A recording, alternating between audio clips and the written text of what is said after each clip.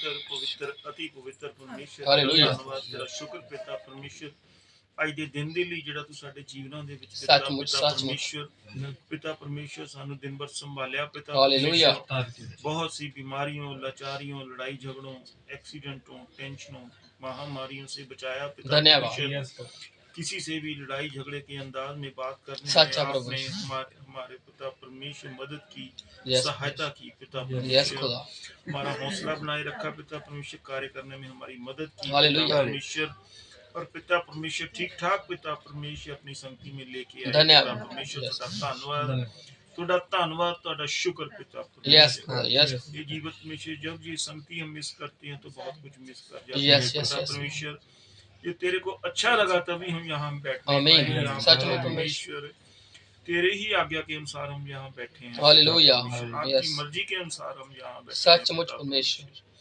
हे जीवत परमेश्वर तू हमें अपनी संगति में ले आया पिता धन्यवाद। तू निश्चय हमें आज खाली भी नहीं जाने देगा यस पिता यस यस परमेश्वर। लॉर्ड।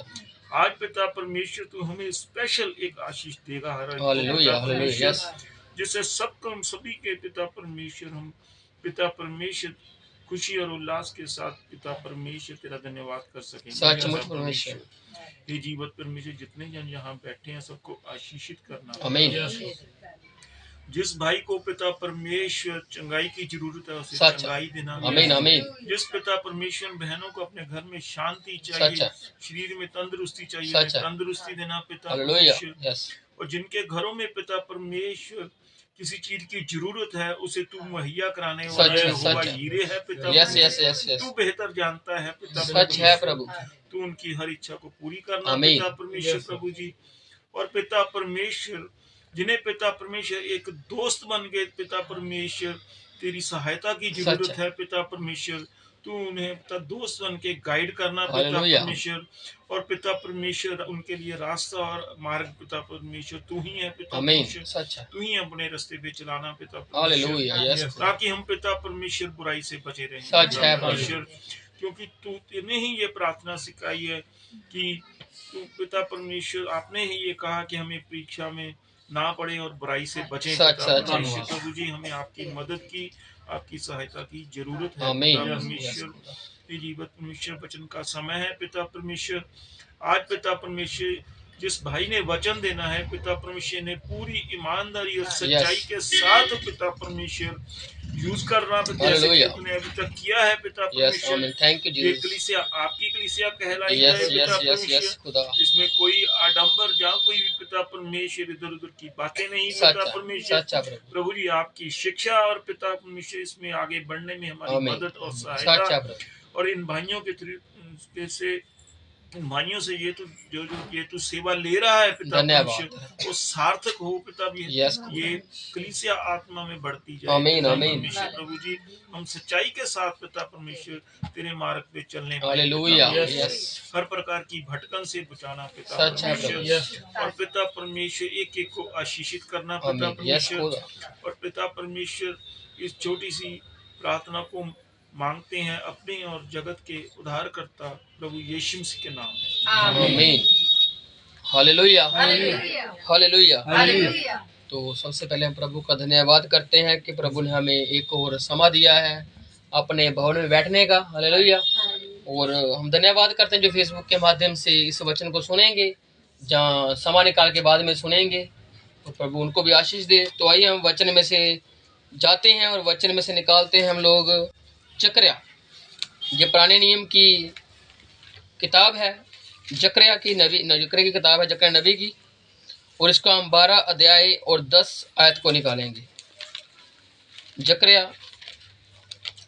और ये सबसे आखिरी वाली किताबों में आता है नए पुराने नियम की।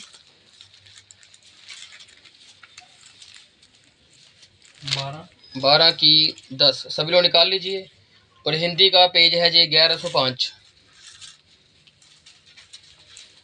जकर्या नबी की किताब पुराने नियम में उसका 12 अध्याय और उसकी 10 आयत से पढ़ेंगे हम लोग। मैं दाऊद के घराने और यरूशलेम के निवासियों पर अपना अनुग्रह करने वाली हाँ जी और प्रार्थना सिखाने वाली हाँ जी आत्मा ढेलूंगा। जी तब वह तब वह मुझे ताकेंगे, बिल्कुल।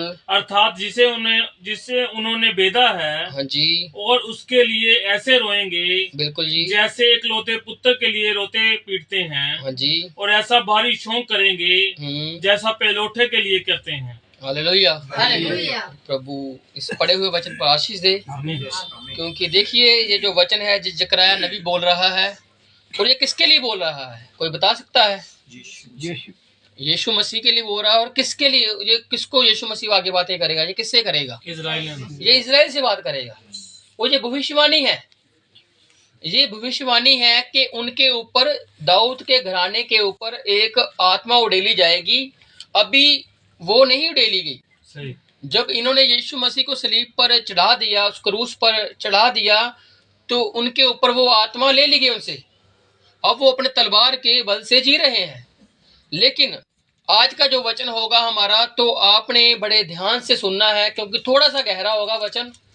और जिनको जो तो लोग वचन को बड़े ध्यान से सुनते हैं, प्रभु से सचमुच बातचीत करते हैं, तो उनको ये बातचीत अच्छे से समझ आएगी। और ये समझने की भी जरूरत है हमें। हालेलुया। क्योंकि ये जो आज का वचन होगा थोड़ा सा गहरा होगा, और आपने शायद ये कभी पहले वचन पढ़ा तो जरूर होगा, लेकिन उसके विषय में थोड़ा सा प्रकाश जो रेवलेशन है प्रभु आपको आज देगा। हालेलुया। तो आज हमने बड़े ध्यान से कानों को खोलकर और प्रभु के वचन में से पढ़ना है, और देखना है कि प्रभु हमसे आज क्या बातचीत करना चाहता है। और इस जगह पर जो जकरयाह हमने 12 उसकी 10 पढ़ी है, इस जगह पर परमेश्वर दाऊद के घराने और यरूशलेम के निवासियों पर अपना अनुग्रह करने वाली और प्रार्थना सिखाने वाली एक आत्मा को भेजेगा। तब वह उसे ताकेंगे जिन्होंने उसे बेधा था।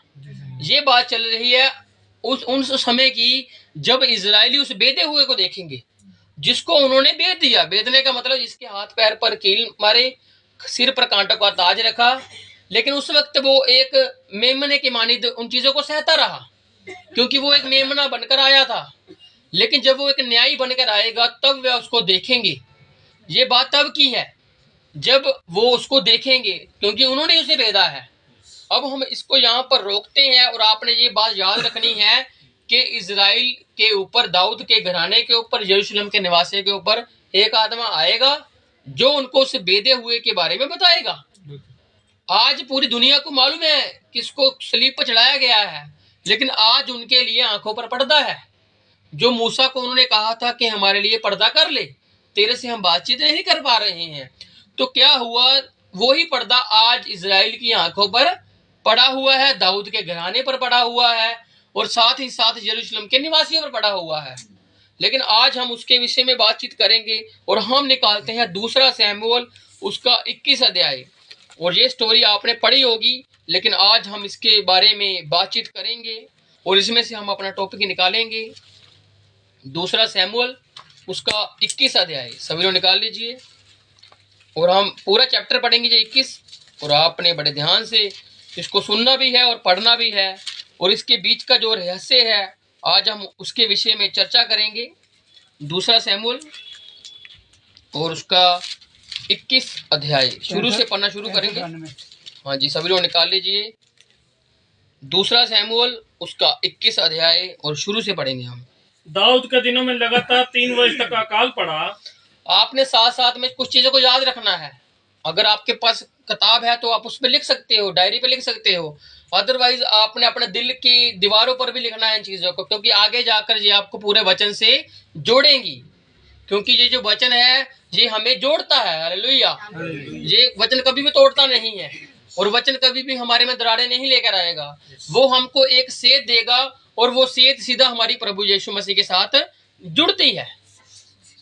तो ऐसे ही हम पढ़ते हैं, दाऊद के दिनों में क्या हुआ? 3 वर्ष तक अकाल पड़ा। हाँ जी, लगातार अकाल पड़ा। तो दाऊद ने यहोवा से प्रार्थना की। देखो 3 साल बीत चुके हैं, अकाल पड़ चुका है, और 3 साल लगातार बीत चुके हैं, और दाऊद को अब सुधि आई है कि मुझे क्या करना है? यहोवा से प्रार्थना करनी है। 3 साल पहले इसको कोई सुध नहीं थी। ये देख रहा था चल कोई ना 1 साल में निकल जाएगा। अच्छा, मेरा जो अकाल पड़ा है, अब अकाल किस चीज का है इसका जिक्र नहीं है, लेकिन अकाल पड़ा है। और जब भी अकाल इजराइल के विषय में परमेश्वर बातचीत करता है, तो वहां पर वचन के अकाल की बात करता है। कि वो वचन के बिना आप मुहारे फिर रहे हैं। क्योंकि जब राजा लोग आ जाते थे तो राजा लोगों से ही लोगों की अपेक्षा होती थी कि राजा लोग ही हमारे लिए बातचीत करेंगे। उन्होंने यहोवा की विधियों को बोलना शुरू कर दिया था, वो भूल जाते थे। हम शाऊल के समय से देखते हैं, जब उन्होंने राजा मांगा तो वो शाऊल के पीछे चलने लगे। शाऊल ने फिर क्या क्या किया? शाऊल अपने ही हिसाब से बलि देने लग गया। उसने सैमुएल की वेट नहीं की। जब वो वहां पर उसने चढ़ाई करनी थी अमलेकियों पर, फिर परमेश्वर का हुक्म था कि अमलेकियों को तूने पूरा घात करना है, उसमें से कुछ छोड़ना नहीं है। फिर ये उनके अच्छे अच्छे बैल बकरियां ले आता है और उसके राजा को बचा लेता है। और देखो उसने क्या किया, आज्ञा का उल्लंघन किया, क्योंकि राजा बन गया। और राजा बनने से पहले उसकी बातचीत अलग थी और राजा बनने का बातचीत अलग बन गई। तो इसलिए ये दाऊद है और ये शाऊल के बाद राजा है। अब क्या हुआ, अब ये शाऊल है जो मर चुका है, लेकिन शाऊल मरते मरते कुछ ऐसा कर गया जिसकी वजह से अकाल पड़ गया। अब धीरे धीरे पढ़ना, हमने पूरा चैप्टर पढ़ना है ये वाला, और पूरा चैप्टर पढ़ते पढ़ते हम सीखेंगे। पूरा तो नहीं, हम पढ़ेंगे इसको, सिर्फ 14 तक पढ़ेंगे। और क्या हुआ, दाऊद के दिनों में लगातार 3 वर्ष तक अकाल पड़ा। तो दाऊद ने यहोवा से प्रार्थना की। पहले उसने प्रार्थना नहीं की, लेकिन अब वो इसके विषय में प्रार्थना कर रहा है। लगातार 3 साल हो चुके हैं, हमारे देश में अकाल पड़ा हुआ है। मैं पता तो करूं, क्योंकि जो 3 होता है वो वार्निंग को दर्शाता है। 1 2 वो एक नॉर्मल गिनती में, लेकिन जो 3 होता है, हम कई बार कहते हैं ना कि कुछ 3 गवाह चाहिए हमें, एक से बात नहीं बनेगी, एक कच्चा भी हो सकता है, दूसरा भी हो, लेकिन तीसरा जब हो जाता है तो बात पक्की बन जाती है, उस बात में अमल किया जाता है। तो अब 3 साल जब बीते हैं तो दाऊद की होश आई है और दाऊद चला गया यहोवा से प्रार्थना करने। हाँ जी, यहोवा ने कहा, फिर यहोवा ने कहा, हालेलुया। पहले वो 3 साल तक चुप बैठा हुआ था, जब तक उससे कुछ पूछा नहीं गया। अब जब पूछा गया है तो यहोवा कह रहा है, और यहोवा क्या कह रहा है? हाँ जी, ये शाऊल और उसके खूनी घराने के कारण हुआ। देखो क्या हुआ, शाऊल तो चला गया है, लेकिन शाऊल कुछ ऐसा कर गया कि उसके खूनी घराने की वजह से, शाऊल का घराना थोड़ी कुछ किया था, गलत तो शाऊल ने किया था, लेकिन उसका घराना बीच में आ रहा है। क्योंकि जो इंसान का घराना होता है वो आदमी से पहचाना जाता है, और जो आदमी है, जब आदमी कुछ गलत करता है तो उसका पूरा श्राप उसकी पीढ़ियों में लग जाता है। जैसे यहूदा और तमार के सिलसिले में हुआ, उसके 10 पीढ़ियों में श्राप लग गया, और तब तक 10 पीढ़ी तक राजा नहीं बन सकता था। और जब 10 पीढ़ी खत्म होती है तो फिर जाकर दाऊद राजा बनता है, और उससे पहले राजा नहीं बन सकता था, क्योंकि यहोवा के ये नियम है। और उसी हिसाब से क्या हुआ, शाऊल के घराने की वजह से, सिर्फ घराना ही नहीं, खूनी घराना। अब ये शाऊल जो राजा था, यहोवा का अभिषेक था, अब ये खूनी घराने के नाम से जाने लगा है। और इसके खूनी घराने की वजह से क्या हुआ, क्योंकि उसने गिबोनियों को मरवा डाला था। इसने क्या किया, गिबोन के लोगों को मरवा डाला था। हाँ जी, तब राजा ने गिबोनियों को बुलवा कर उनसे बातें यहाँ की। पर रुकते हैं हम। क्या हुआ कि गिबोनियों को इसने क्या किया, मरवा डाला। अब ये चाहता था कि मैं गिबोनियों को मार डालूं, हमारे बीच में रहते हैं लेकिन हमारे के हैं नहीं वो, क्योंकि वो इमोरियों में से बचे हुए लोग थे। और जब आप इसको यहोशू की किताब में पढ़ोगे तो परमेश्वर के साथ इनकी वाचा बन चुकी थी कि ना तो गिबोनियों पर इजरायली अटैक करेंगे और ना गिबोनी उन पर कुछ करेंगे। दोनों के बीच में ये संधि थी, और ये संधि चल रही थी जब तक शाऊल राजा नहीं बना। और जब शाऊल राजा बना तो अपनी मनमानी करने लगा, तो उसने बीच में से एक ये भी मनमानी की कि गिबोनियों के लोगों के ऊपर अत्याचार किया, उनके लोगों को मारा, जिसकी वजह से 3 साल का अकाल पड़ा। हालेलुया। अब धीरे धीरे स्टोरी पढ़ते जाओगे तो धीरे धीरे आपके समझ में आता जाएगा। उसके तरफ हमने फिर से जाना है कि जिसको भेदा था वो उस पे ऊपर फिर से वो रोशनी चमकेगी। प्रार्थना की, वो प्रार्थना करेंगे, यहोवा की आत्मा उन पर आएगी और उस भेदे हुए को देखेंगे। लेकिन आज नहीं देख रहे, आज वो नहीं देख रहे। तो क्या हुआ कि शाऊल के खूनी घराना क्यों बना, क्योंकि इसने गिबोन के लोगों को मरवा दिया। और देखिए, पाप चाहे एक ने किया हो, लेकिन उसकी वजह से कई बार काफी लोग नुकसान झेलते हैं। जैसे हम देखते हैं उसकी किताब में, जब अकान कौन था, यहूदियों में से था। और जब हम देखते हैं अकान ने क्या किया, यरीहो में से कुछ ले लिया, अच्छे कपड़े ले लिए, वहां का रहना सहना उसको पसंद था, लेकिन उस अकेले अकान की वजह से पूरे इजराइल में मौतें हो रही थी, मौत का भवंडर मच रहा था वहां पर। लेकिन जब पता लगा कि ये इसकी गलती अकान ने की है, तो परमेश्वर का क्रोध शांत होता है और उस अकान को और उसके परिवार को पूरे को मार दिया जाता है, जिसकी वजह से प्रभु का क्रोध शांत होता है। और अभी प्रभु का क्रोध शांत नहीं हुआ, अभी अकाल बढ़ा हुआ है।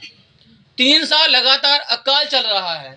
दाऊद ने कभी सोचा नहीं, लेकिन जब 3 साल बीत गए तो उसको शुद्धि है, उसको याद आया कि यार ये ऐसी बात तो हो नहीं सकती कि प्रभु हम पर हमेशा ही गुस्सा रहे, वो हमेशा ही हमें ताड़ना देता रहे। मैं यहोवा से बातचीत करता हूं और वो मुझे बताएगा कि क्या हुआ है।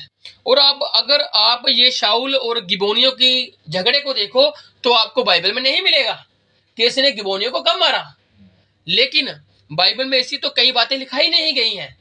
और प्रभु आपको आत्मा के जरिए बताता है कुछ बातों को कि क्या क्या बातें घटी हुई हैं।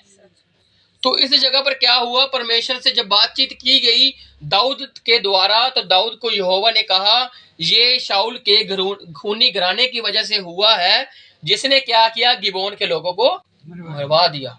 लेकिन उसका पश्चाताप नहीं हुआ। एक चीज हुई जो क्योंकि आज्ञा टूटी है। जब आज्ञा टूटती है प्रभु की, तो उसके लिए क्या होता है कि बलिदान चाहिए होता है, खून का बलिदान। जब आदम और हवा के द्वारा क्या हुआ, एक गुनाह में चले गए, वो एक हुक्म टूटा, तो प्रभु ने क्या किया, उनके लिए अंगरखे बनाए। क्योंकि जो आदम और हवा ने अपने लिए कपड़े बनाए थे वो उनको पहनकर फिर भी नंगे ही थे, लेकिन जो यहोवा ने उनको एक बलि दी, खून चढ़ाया, जिसकी वजह से उनके लिए वो खून का पश्चाताप किया गया। और इसी खून के पश्चाताप को अगर हम देखते हैं तो आगे आगे जाकर जब दाऊद है जो संदूक को लेकर आता है, तो तब क्या होता है, इसको विधि तो मालूम नहीं होती। 20 साल पड़ा रहता है ये क्रियातरम में, तो वहां तक कोई हिलजुल नहीं होती। जब दाऊद राजा बनता है, इसको याद आता है कि परमेश्वर का एक संदूक है, उसको हम दाऊदपुर में लेकर आए, तो क्या होता है, उज्जा मर जाता है। क्यों? क्योंकि वो छू लेता है। और हम जानते हैं कि छूने का अधिकार उस वक्त उस संदूक को किन का था। लेवियों में 3 घराने आते हैं, कहात, मरारी और एक गोशेन के, ये 3 होते हैं। तीनों को अलग अलग ड्यूटियां दी गई थी, और उनमें से एक का काम था संदूक को पकड़ना, कंधे पर लेके जाना। लेकिन संदूक कहां पर था? गाड़ी पर था, बैलगाड़ी पर था। लेकिन क्या हुक्म था, उसको कंधे पर रखना है। तो जब ठोकर खाई बैलों ने, तो उसको लगा, जो गिरने लगा, उसने हाथ लगा दिया, तो उसकी वजह से क्या हुआ, उज्जा मर गया। और फिर यहोवा की प्रार्थनाओं को, उसकी बातों को सुनने के लिए दाऊद फिर से वापस जाता है किताब में, व्यवस्था में, और जानता है कि किन किन को यह आज्ञा है हाथ लगाने की, और फिर उस रीति से वो चीज करता है। लेकिन इस जगह पर क्या चल रहा है, दाऊद ने क्या किया, दाऊद ने यहोवा से प्रार्थना की, और शाऊल को बताया गया कि वो खूनी कराना है, क्योंकि इसने गिबोन को मार दिया, गिबोन के लोगों को मार दिया। अब आगे जो बात है एकदम से आ गई है, लेकिन उसके बीच की स्टोरी ये है। अब दाऊद के जब से बातचीत हुई तो एकदम से थोड़ी चला गया ये, उसके राजा लोग थे और गिबोनी थोड़ी कम थोड़ी थे, उनकी भी कितनी संख्या थी। इतने किसने कितना कुछ सोचा होगा, मैं सोना लेके जाता हूँ, मैं चांदी लेके जाता हूँ, शायद अगर ये पश्चाताप हुआ तो ये शायद सोने और चांदी से हल हो जाए। लेकिन नहीं, कुर्बानी चाहिए थी, खून की कुर्बानी मांगती है चीज। इसलिए पुराने नियम में क्या था, हाथ के बदले हाथ, आंख के बदले आंख, ऐसी कुर्बानियां थी, और जो परमेश्वर कहता था। और इस जगह पर क्या हुआ, हाँ जी आगे पढ़ते हैं। तब राजा ने गिबोनियों को बुलाकर उनसे बातें की। देखो, राजा दाऊद जब उठा, उसको मालूम लगा कि ऐसा ऐसा हुआ है, तो उसने क्या किया, गिबोनियों के लोगों को बुलाया, उनसे बातचीत की। गिबोनी लोग इजरायलियों में से नहीं थे, ये नहीं थे उसमें से, वे बचे हुए इमोरियों में से थे। हाँ, ये इमोरियों में से थे। और इजरायलियों ने उनके साथ शपथ खाई थी, ये शपथ खाई थी इन्होंने, इजरायलियों ने, कि हम तुमको कुछ नहीं करेंगे, तुम हमको नहीं कुछ करोगे। और ये यहोवा के बीच में इनके संधि थी, लेकिन अभी संधि टूट चुकी है, अभी हुक्म टूट चुका है। परंतु शाऊल को जो इजरायलियों और यहूदियों के लिए जलन हुई थी, इसको जलन थी। ये अनख वाला बनता था अपने आप में कि मैं ऐसे लोगों को कैसे रहने दूं अपने बीच में, और इसने उन पर अटैक किया और उनके लोगों को घात कर दिया, मार दिया। इससे उसने उन्हें मार डालने का यत्न किया था। फिर इसने क्या किया, उनको मार डालने का यत्न किया। तब दाऊद ने गिबोनियों से पूछा, हाँ जी, मैं तुम्हारे लिए क्या करूं? अब देखो, पश्चाताप कौन कर रहा है, दाऊद कर रहा है। किसका? शाऊल का। और जब इसने पूछा कि बताओ, अब ये बातचीत हुई है, अब मुझे मालूम लग गया है, यहोवा ने मुझे बता दिया है 3 साल का अकाल का कारण यही है। तो अब आपने याद रखना है, 3 साल का अकाल है, लगातार 3 साल। यस। और आगे जाके जो घटना होगी आपको धीरे धीरे और समझ आएगा। हाँ जी। और क्या करके ऐसा प्रायश्चित करूं कि तुम यहोवा के निज भाग को आशीर्वाद दे सको। आशीर्वाद किन्होंने देना है? गिबोनियों ने देना है, जिनके खिलाफ पाप हुआ है। हालेलुया। हम लोगों के खिलाफ पाप करते हैं, लेकिन लोगों से माफी नहीं मांगते, यहोवा से मांगते हैं।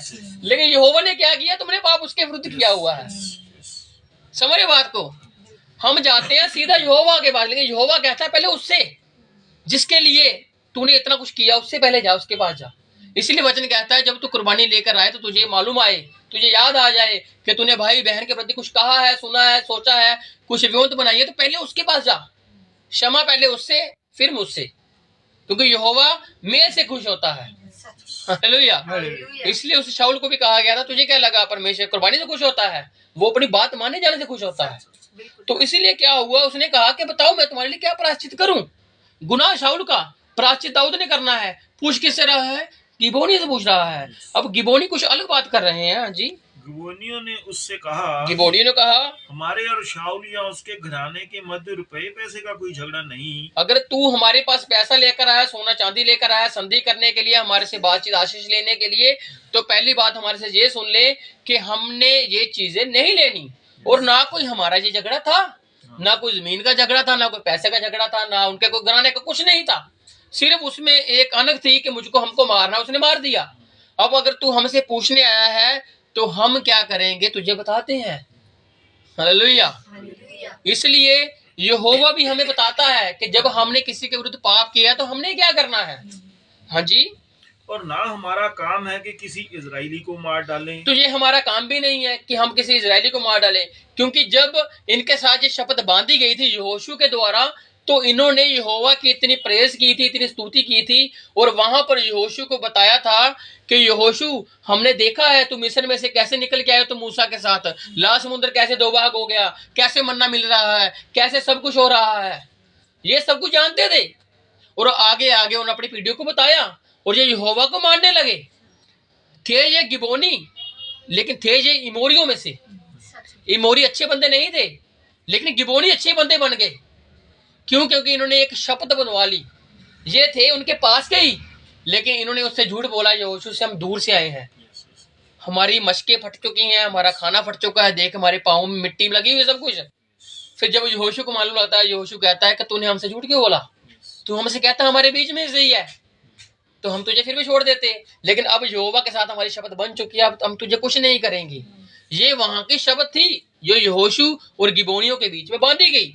और हमने पिछली बार देखा था कि जब रिबका से बातचीत हुई तो यहोवा सुनने वाला था, और जब उस एसाव और याकूब की बातचीत हुई पहलोठे को लेकर, तब भी यहोवा सुनने वाला था।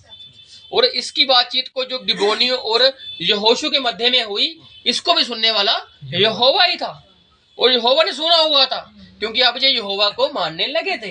हाँ जी। और इन्होंने कहा कि कोई झगड़ा नहीं है हमारा और हम किसी को मारना भी नहीं चाहते। उसने कहा जो कुछ तुम कहो वही मैं तुम्हारे लिए करूंगा। देखो दाऊद ने एक पेशकश रख दी कि देखो अगर पैसा पूसा नहीं चाहिए, अगर सोना चांदी नहीं चाहिए, अगर किसी को अगर तुम नहीं चाहते हमारे राह झगड़ा करना, तो फिर भी हमें कुछ बताओ यार, हम प्रायश्चित करना चाहते हैं, क्योंकि हमारे देश में काल पड़ा हुआ है और मैं इससे देश में तंग हूँ, राजा हूं मैं, और लोग राजा के पास आते हैं विनती लेकर। 1 साल आए मैंने उनको टाल दिया, 2 साल आए मैंने टाल दिया, अब तीसरे साल मुझे मालूम लग गया कि ये कोई अकाल है तो इसका कोई प्रायश्चित भी होना जरूरी है। अब इसने कहा कि मुझे बताओ, अब मैं प्रायश्चित किए बिना नहीं जाऊंगा, अब मुझे तुमसे आशीष लेनी है। जैसे याकूब ने उसका पांव पकड़ लिया था मल युद्ध के दौरान और कहा था मुझे आशीष ही चाहिए, तो अब इसको आशीष चाहिए अपने देश के लिए, अपने लोगों के लिए। अब ये राजा होने के बावजूद उनके सामने ऐसा गिर पड़ा है कि मुझे तुम बता दो कुछ, मैं तुम्हारे लिए कुछ भी करने को तैयार, क्योंकि अब मैं राजा हूं और लोग मेरी सुनते हैं। और जब इसने कहा कि तुम मुझे बताओ क्या मैं तुम्हारे लिए करूं। हाँ जी। उन्होंने राजा से कहा, उन्होंने फिर कहा जिस पुरुष ने हमको नष्ट कर दिया हाँ जी, और हमारे विरुद्ध ऐसी युक्ति की कि हमारा ऐसा सत्यानाश हो जाए हाँ जी, कि इजराइल के देश में आगे ना रह सके। उसने हमको ऐसा नष्ट किया कि हमसे वो चाहता नहीं था कि हमारा जात का, हमारी पीढ़ी का कोई भी इंसान बच जाए, और वो हमारी पीढ़ी को नष्ट करना चाहता था। अब जिसने हमारे लिए कुछ किया है, अब उसी के लिए हम कुछ चाहते हैं। जी। उसके वंश के 7 जन हमें सौंप दिए जाएं। क्या किए जाए? 7 जन हमें सौंप दिए जाए। अब आप सोच रहे हो कि टॉपिक तो आया नहीं है, टॉपिक आगे जाकर आएगा, क्योंकि आगे एक चीज को उठाएंगे हम। पिछली बार एक माँ को उठाया था जिसका नाम रिबका था, और हमने उसी वचन में बातचीत की थी, हम एक माँ को और लेंगे, और इसमें उस माँ का आगे जाकर नाम आएगा। उसमें भी बताया था उसका नाम क्या है, रिस्पा है। और रिस्पा के विषय में आपने कभी कम ही सुना होगा, लेकिन आज आप उसके विषय में थोड़ा सा जानेंगे। बात उसकी सिर्फ 2 बार आई है बाइबल में, रिस्पा की, लेकिन उसकी जो स्टोरी है वो आपको एक प्रकाश की ओर लेके जाएगी कि उसका प्रकाश क्या बनता है। अब परमेश्वर जो यहाँ से प्रकाश देना चाहता है वो आपको कुछ अलग रीति से आपके दिमागों में यहाँ पर बैठे बैठे आएगा, क्योंकि प्रभु आपको अलग रीति से बातचीत करता है। जरूरी नहीं जो किसी ने वचन तैयार किया हो आपको वैसे ही समझ आएगा, क्योंकि उस सामरी औरत के खूह पर क्या हुआ था, जब कुएं पर खड़ी हुई थी वो, तो यहोवा उसको, परमेश्वर से कुछ बताना चाहता था, लेकिन वो कुछ और ही समझ रही थी। परमेश्वर यीशु मसीह ने कहा कि तुझे पानी दूंगा तो प्यासी नहीं रहेगी, वो कह रही पानी मुझे पिला। वो बातचीत अलग करने लगी, तेरे पास घड़ा नहीं है, कुआं गहरा है। वो धीरे धीरे जो उसको बताना चाहता था उसको कितनी देर बाद समझ आई जाकर, आखिर में जब उसने कहा कि मैं जानती हूँ एक ख्रिस्ट आएगा, कब समझ आया, आखिर में। और आपको वचन भी आखिर में समझ आएगा, और धीरे धीरे क्या होगा, एक बुनियाद बनेगी उसकी, एक नींव रखी जाएगी उसकी, और धीरे धीरे प्रभु जो आपसे बातचीत करना चाहता है वो आपसे करेगा, क्योंकि प्रभु बातचीत करने ही आता है।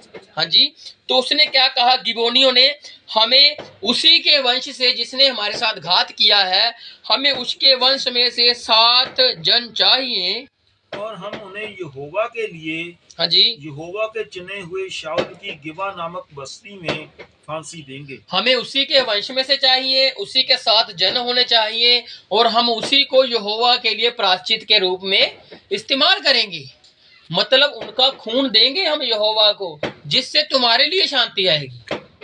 देखो बात कड़वी है, 7 जन लेके आने, 7 लोगों की मौत करनी है, लेकिन दाऊद को अब अपनी चिंता तो है ही, साथ में अपने लोगों की भी चिंता भी है। अपने देश की चिंता है कि मैंने देश में से 3 साल का जो हमारे ऊपर अकाल पड़ा है उसको हमने उसकी नामधराई को दूर करना है। अब जिसके लिए पाप किया है, अगर वो चाहता है ऐसा तो उसको करना पड़ेगा, क्योंकि इसको किए बिना अब उनमें शांति नहीं आएगी, उसमें अकाल नहीं जाएगा।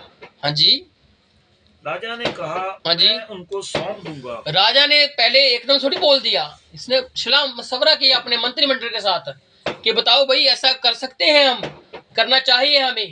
तो उनकी सलाह बन गई कि हाँ ऐसा कर देते हैं, अगर हमारे देश में से अकाल ही खत्म हो जाएगा 3 साल का तो हमें क्या चाहिए। वैसे भी शाऊल मर चुका है और ये पाप भी उसी का है, ये जो उसने गिबोनियों को मारा है उसी ने मारा है, और वैसे भी प्रभु के आगे मनमानी कर रहा था, और प्रभु ने उसको कैसी मौत दी है हम देखते हैं। इसलिए हमको ऐसा कर देना चाहिए, उसके 7 जन को सौंप देना चाहिए। तो दाऊद ने ये डिसीजन लिया कि हम आपको सौंप देंगे। हाँ जी, परंतु दाऊद ने और शाऊल के पुत्र यूनातन ने आपस में यहोवा की शपथ खाई थी। हाँ जी, इस कारण राजा ने यूनातन के पुत्र हाँ जी, मपीबोशेत को, जो शाऊल का पोता था, हाँ जी, बचा रखा। इसको क्या किया, ये मपीबोशेत है, और इसके बारे में हमने काफी पहले जाना था कि यहोवा ने और दाऊद ने क्या कहा था अपने भजन सहायता में कि यहोवा मेरे आगे मेरे दुश्मनों के सामने मेज बिछाता है। और ये दुश्मन का बेटा तो नहीं था, दुश्मन के घराने में से बेटा था, और योनातन सा वो प्रिय मित्र है। जो योनातन नाम आया है ये शाऊल का बेटा था, और आगे योनातन का बेटा था मपीबोशेत, और ये पांव से लंगड़ा था, ये पिंगड़ा था, और इस पर दाऊद ने दया कर दी हुई थी। दाऊद के भवन में वो नित्य बैठता था, नित्य खाता पीता था, और दाऊद ने सोचा इसको तो मैं नहीं दूंगा, क्योंकि मेरी शपथ अब यहोवा के साथ, उसके योनातन के साथ है कि इसको मैं नहीं दूंगा। अब आपने क्या याद रखना है, 3 साल का वो अकाल, और साथ में 7 जन जो मांगे गए हैं गिबोनियों के द्वारा, समझ रहे हो, 3 और 7 ये याद रखने हैं, और आगे जाके आपको इसका प्रकाश प्रभु देगा। हाँ जी, परंतु अरमोनी और मपीबोशेत नामक अय्या की बेटी, देखो मपीबोशेत आगे फिर से आया है, और आपने कंफ्यूज नहीं होना, ये योनातन वाला बेटा नहीं है, ये शाऊल का बेटा है। ये जो मपीबोशेत है और अरमोनी है ये किसके हैं, अजी अय्या की बेटी रिस्पा। हमने क्या बातचीत की, रिस्पा के विषय में हम जानेंगे, और जो आज का टॉपिक है इसी के आधारित है कि रिस्पा के आंसू। और जब रिस्पा रोई तो राजा को कुछ एक्शन लेना पड़ा, और जब दुल्हन रो रही है यहोवा के लिए तो दूल्हे को भी फिर आना पड़ेगा। हालेलुया। हालेलुया। और हम इस स्टोरी को साथ में अटैच करेंगे कि जो दाऊद है वो यीशु मसीह को दर्शा रहा है, और जो रिस्पा है वो दुल्हन का प्रतीक है जो दुल्हन को दर्शा रही है। और साथ में जो इजराइल में 3 साल का अकाल पड़ा हुआ है वो भी हम देखेंगे। अभी उसमें अकाल ही पड़ा हुआ है इजराइल में। क्यों? क्योंकि वहां पर जकराया के मुताबिक अभी आत्मा नहीं उडेली गई कि जो उनको बता पाए कि प्रार्थना कैसे करनी है, किसकी आगे करनी है, किसके नाम से करनी है। अभी वो इस चीज से अनजान है। अभी वो योशुआ के नाम से करते हैं, लेकिन एक नाम उन पर खुलेगा जो सब नामों से श्रेष्ठ है, और वो प्रभु यीशु मसीह है। अभी उनके लिए पेंडिंग है। अभी 3 साल का काल चल रहा है। अभी उनका प्रायश्चित नहीं हुआ, और प्रायश्चित के बाद एक प्रायश्चित हो रहा होगा। आप देखोगे आगे आगे जाकर 3 साल का काल, 7 बेटे मांगे गए, और 7 बेटे के साथ क्या हुआ? और रिस्पा के आगे 2 बेटे आए। कितने बच्चे चाहिए उनको? 7 चाहिए, लेकिन अभी 2 हैं। रिस्पा के 2 बच्चे हैं, और जो मपीबोशेत जोनातन का बेटा है उस पर दया हुई है, उसका बीच में कोई जिक्र नहीं है। लेकिन अगर मपीबोशेत नाम आया है तो ये शाऊल का बेटा था, क्योंकि ये जो रिस्पा है ये शाऊल की रखेल थी, कौन थी उसकी, रखेल थी। और उससे उसके बेटे थे ये अरमोनी और मपीबोशेत। हाँ जी। अय्या की बेटी रिस्पा के दोनों पुत्र जो शाऊल से उत्पन्न हुए थे, हाँ, ये शाऊल, रिस्पा से और शाऊल के जो बेटे थे उत्पन्न हुए थे, यही 2 बेटे हैं। और शाऊल की बेटी मेरब के 5 बेटे। हाँ जी, मेरब। और इसको दूसरी अगर इंग्लिश के बाइबल में देखो, केजीवी में और पंजाबी में भी देखोगे तो इसका ये मिकल है नाम। अब आपको अगर मैं बताऊंगा, अभी मैं बहुत धीमे धीमे चल रहा हूँ कि आपको हर वचन धीरे धीरे समझ आ जाए, क्योंकि जो जो वचन है मैंने पहले बताया थोड़ा सा गहरा है। अब आप कहोगे कि मेरब कौन है? ये मेरब शाऊल की बेटी है। और मिकल कौन है? मिकल भी शाऊल की बेटी है। क्योंकि जब दाऊद गोलियत को मार के आया था तो एक प्रस्ताव था कि मैं उसकी अपनी बेटी का उससे शादी कर दूंगा। लेकिन जब उसकी वाहवाही हुई दाऊद की कि शाऊल ने हजारों को मारा है और दाऊद ने लाखों को मारा है, तभी से शाऊल की दृष्टि में जो दाऊद था वो नफरत के लायक बन चुका था, और वो सोचने लग गया कि मैं दाऊद को कैसे मरवाऊं। उसके बाद उसकी वियोंतें बननी शुरू हो गई कि मैं दाऊद को मरवाना चाहता हूं। तो जो बेटी वाली उसकी शादी का प्रस्ताव था, उसने पहले कहा कि मैं अपनी बेटी मेरब से तेरी शादी कर दूंगा, तू ऐसा कर, मेरे लिए फिलिस्तीयों से युद्ध कर। और उसमें उसकी मनसा ये थी कि जब ये फिलिस्तीयों से लड़ने जाएगा तो वो उसको मार देंगे, मेरा काम साफ हो जाएगा। लेकिन दाऊद कहता है कि मैं छोटे घराने का हूं, मेरा गोत्र कोई बड़ा गोत्र नहीं है कि मैं राजा का दामाद बन पाऊं। क्योंकि एक शर्त होती थी इजराइलियों में, आज भी शर्तें हैं, बातें हैं कि ये जो दहेज प्रथा है ये लड़के वाले देते हैं, लड़की वाले नहीं देते। और आपको मैं उदाहरण भी बता सकता हूँ, बाइबल में कितनी उदाहरणें हैं, क्योंकि इसके विषय में क्या था आगे जाके आपको मालूम लगेगा, मैं स्टोरी बताऊंगा। तो मेरब के लिए वो नहीं जाता, और मेरब की शादी कहीं और हो जाती है, और उसका आगे जाके नाम आएगा किससे शादी हुई मेरब की, थोड़ा पढ़ लेंगे। हाँ जी। और शाऊल की बेटी मेरब के 5 बेटे 5 बेटे जो महेलवासी, हाँ जी, जिले के पुत्र अदियल की ओर से थे। इसके पति का नाम है अदरिएल। अद्रियल अदरिएल नाम है, और ये ब्रिजेवल का वासी है ये, और माहौल वासी ये नाम इसका आया है। और ये है, और ये क्या हुआ है, जब वो नहीं जाता उससे युद्ध करने फिलिस्तीयों से, तो इसकी शादी हो जाती है मेरब की। और उसके बाद कौन सी बेटी बचती है इसकी? मिकल बचती है। अब मिकल के लिए वो फिर से कहता है इसको कि मरवाना तो इसको है ही मैंने। अब उसको कहता है कि देख दाऊद, तू जा युद्ध करके। अब उसको मालूम लग जाता है कि मेरी पहली बेटी की तो बात नहीं बनी मेरब की, अब मीकल की बात, क्योंकि मीकल को पता लगता है कि मीकल उससे प्रेम करती है दाऊद से।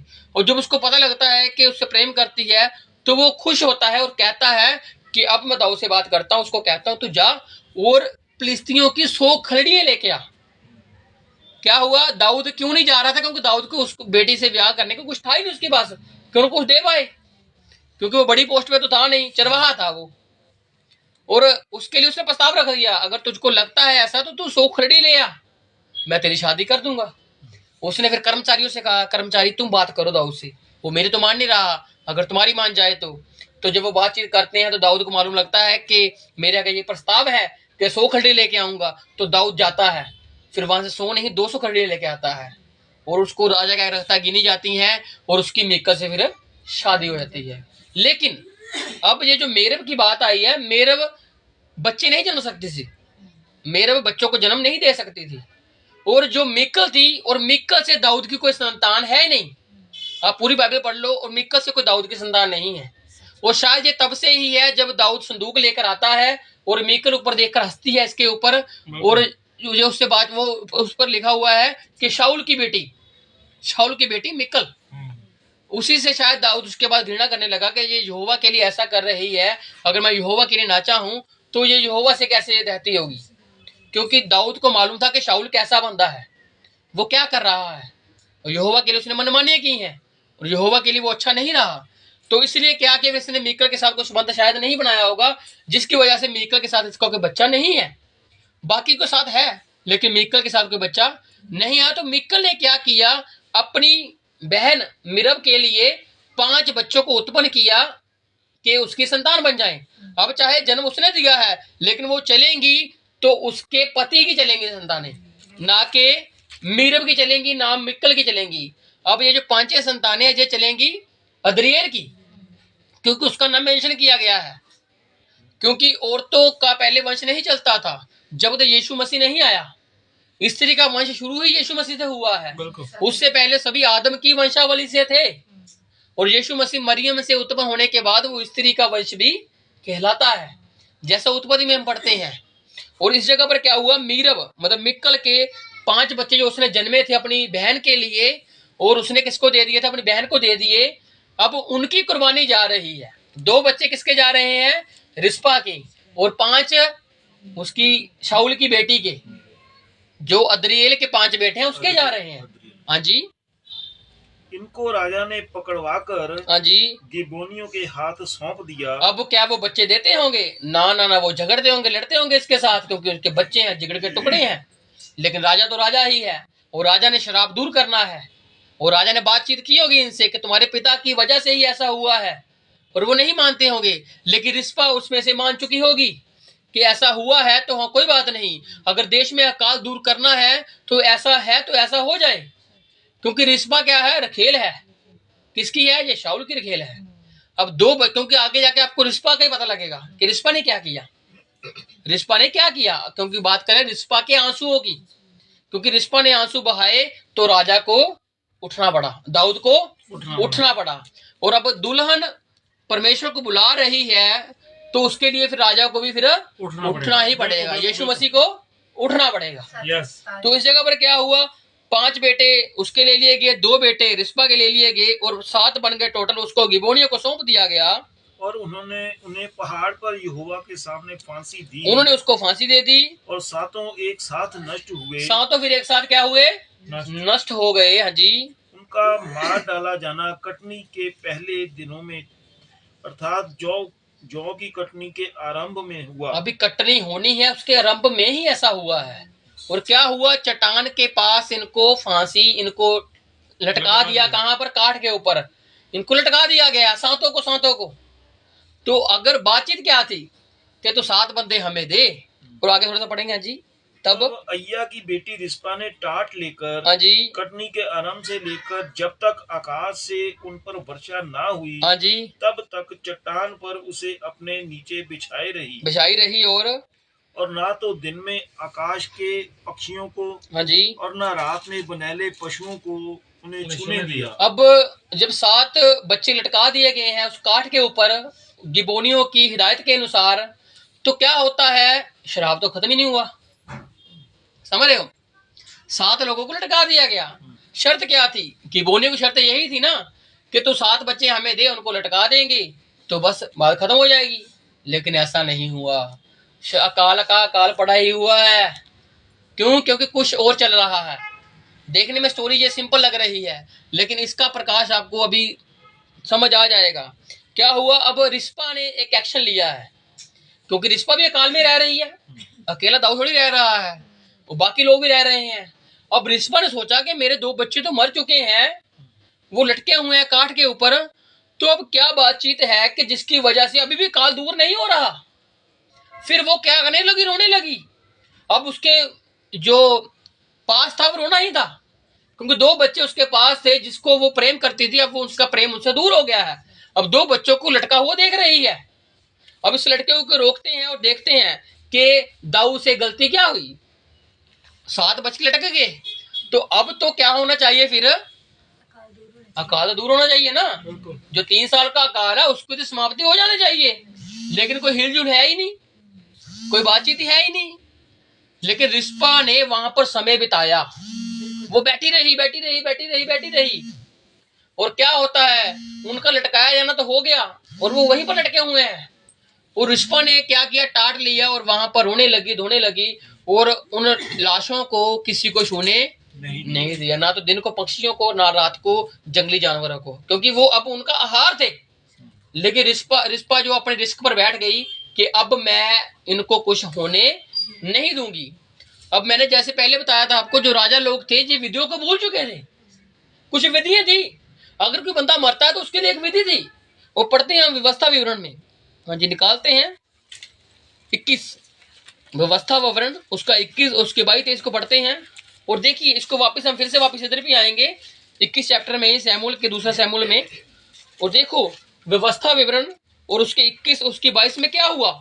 अब आप ये सोचना कि जो 7 लोग हैं वो लटके हुए हैं, अब रिस्पा टाट लेकर बैठ चुकी हुई है, अब वो बैठी हुई है, अकाल खत्म नहीं हो रहा, तो उसके पीछे का कारण व्यवस्था विवरण हमें बता रही है। हाँ जी 21, फिर यदि किसी से प्राण दंड के योग्य कोई पाप हुआ हो, अगर किसी के योग्य कोई प्राण दंड का पाप हो जाए तो क्या करना है, जिसे वह मार डाला जाए, जिससे वह मार भी डाला जाए, और तू उसके शव को वृक्ष पर लटका दे। अगर उसको वृक्ष क्या होता है, लकड़ होती है, लकड़ी पर अगर लकड़ी पर लटका भी दिया जाए तो वह शव रात को वृक्ष पर टंगा न रहे, क्या ना हो, फिर वो टंगा न रहे, टांगा नहीं रहना चाहिए।